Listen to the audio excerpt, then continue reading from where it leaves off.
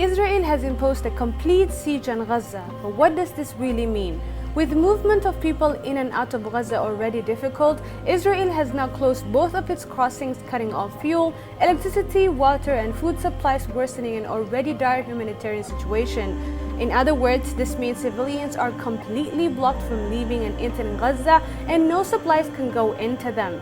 The ongoing war in Gaza and Israel, which started on October 7 by Hamas's surprise attack on Israel, has led to many lives being lost.